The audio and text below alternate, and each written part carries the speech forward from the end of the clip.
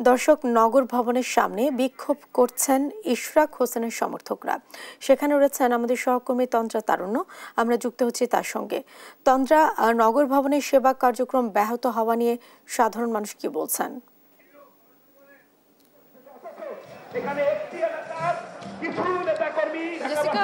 আজকে কিন্তু সকাল থেকে এখানে নগর ভবনের সামনে যদি আমি বলি এই মুহূর্তে আমি এখানে অবস্থান করছি এবং এখানে কিন্তু সকাল থেকে আমরা দেখেছি যে অনেক জায়গা থেকে আসলে ছোট ছোট করে মিছিল এখানে এসেছে এবং ধীরে ধীরে কিন্তু ইশরাকপন্থী যারা রয়েছে, ইশরাকের সমর্থনে যারা রয়েছেন সেই সমর্থকরা কিন্তু এখানে ধীরে ধীরে এসেছেন এবং একত্রিত হয়েছেন এবং একত্রিত হয়ে এখানে তারা নানা স্লোগানে এখানে আসলে তারা বিক্ষোভ সমাবেশ করছেন, তারা আন্দোলন করছেন এবং তারা যেটি বলছেন যে তাদের যে দাবিটা রয়েছে তাদের দাবি একটাই, সেটি হচ্ছে যত দ্রুত সম্ভব ইশরাক হোসেনকে যেন ঢাকা দক্ষিণ সিটি কর্পোরেশনের মেয়র হিসেবে আসলে শপথ পাঠ করানো হয়, সেটা কিন্তু তারা বারবার বলছেন। এবং নগরের বাসিন্দারা কিন্তু এটিও বলছেন যে আসলে আদালতের রায় ও নির্বাচন কমিশনের গ্যাজেট অনুযায়ী ইশরাক হোসেনই হচ্ছে বৈধ মেয়র। যেহেতু এটি তারা বলছেন এবং তারা পাশাপাশি এটিও বলছেন যে যেহেতু তিনি বৈধ মেয়র, সেক্ষেত্রে কেন তাকে এখন পর্যন্ত আসলে শপথ পাঠ করানো হচ্ছে না, সেই ব্যাপারটি নিয়ে কিন্তু তারা শঙ্কা প্রকাশ করেছেন এবং তারা বারবারই আসলে বলছেন যে আসলে তাদের যে দাবি রয়েছে এই দাবি পূরণ না হওয়া পর্যন্ত তারা বলছেন যে তারা তাদের যে আন্দোলন রয়েছে, চলমান যে আন্দোলন রয়েছে সেটি তারা চালিয়ে যাবে। এবং আপনারা হয়তো দেখতে পাচ্ছেন এই মুহূর্তে যে এখানে কিন্তু প্রচুর পরিমাণে এখানে মানুষ এখানে একত্রিত হয়েছে। এখানে কিন্তু ধীরে ধীরে সকাল থেকে যতটা না মানুষ ছিল, বেলা গড়ানোর সাথে সাথে কিন্তু এখানে আরও বেশি মানুষ এখানে একত্রিত হয়েছে এবং বলা যায় যে একদম গণজমায়েতের মধ্যে এখানে হয়েছে এবং তারা সবাই একত্রিত হয়ে এখানে বিভিন্ন স্লোগানে বলা যায় যে পুরো নগর ভবনের সামনের যে জায়গাটা আছে পুরোটা কিন্তু আসলে অনেক নানা স্লোগানে মুখরিত হয়ে আছে। এবং পাশাপাশি যদি একটু জানিয়ে রাখি যে গত কয়েকদিন আগেই কিন্তু ইশরাক হোসেন নিজেই একটি সংবাদ সম্মেলনে বলেছিলেন যে আসলে এই যে আন্দোলন করা হচ্ছে তাকে মেয়র করার দাবিতে তার যে সমর্থক যারা রয়েছে তারা যে এই দাবি নিয়ে আসলে আন্দোলন করছে নগর ভবনের সামনে এবং নগর ভবনের প্রতিটি ফটকে তারা তালা দিয়েছেন এবং এই যেগুলো করা হচ্ছে আসলে তাকে মেয়র হিসেবে যাতে তারা দেখতে পায় সেই জন্য যে আন্দোলন করা হচ্ছে এই সাথে কিন্তু তিনি বলেছেন তার কোনো সম্পৃক্ততা নেই। তবে তিনি এটিও বলেছেন যে আসলে আন্দোলন করা নগরের নাগরিকদের আসলে অধিকার, তারা চাইলে সেটি করতেই পারে। তো এমনও কিন্তু ইশরাক হোসেন বলেছিলেন এবং এর পরবর্তীতে কিন্তু আমরা দেখেছি যে গত কয়েকদিন ধরেই আসলে এই যে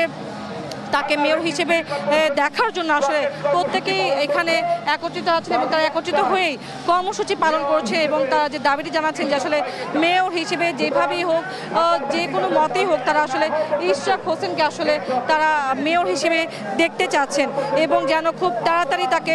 শপথ পাঠ করানো হয় সেই ব্যাপারটি কিন্তু তারা বারবার আসলে তুলে ধরছেন। তারা এটিও বলেছেন এবং তারা যে হুঁশিয়ারিটি দিয়েছেন আসলে যে যতদিন পর্যন্ত না ইশরাক হোসেনকে আসলে শপথ করানো হবে ততদিন পর্যন্ত তারা তাদের যে চলমান আন্দোলন সেটি চালিয়ে যাবেন এবং যদি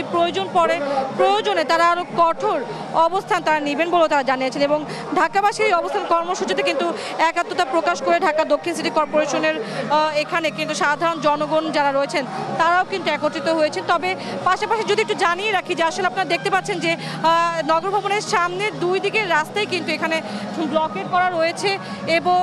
এই ব্লকেট কর্মসূচির সাথে কিন্তু যদি আমি একটু বলি এখানে কিন্তু এই যে ব্লকের কর্মসূচি পালন করা হচ্ছে এখানে কিন্তু রাস্তা দিয়ে আসলে এই গুরুত্বপূর্ণ রাস্তা দিয়ে কিন্তু অনেক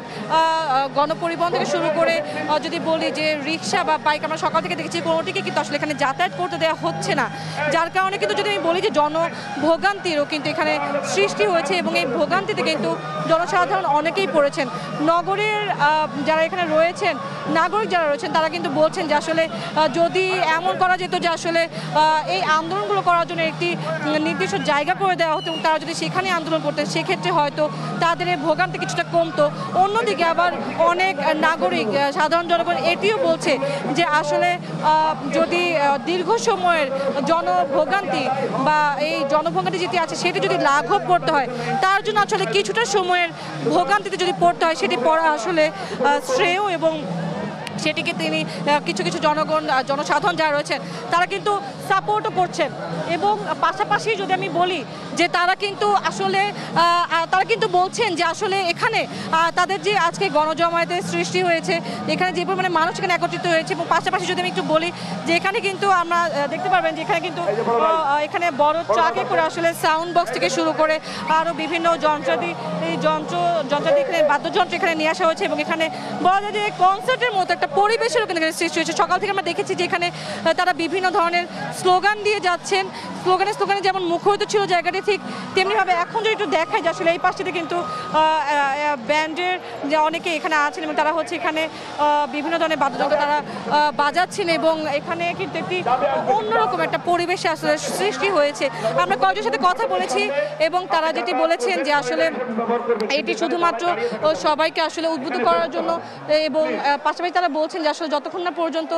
তাদের দাবিটি মানা হয় ততক্ষণ পর্যন্ত কিন্তু এই আন্দোলন চলমান রয়েছে এবং এই আন্দোলন কিন্তু তারা চলমান রাখবে।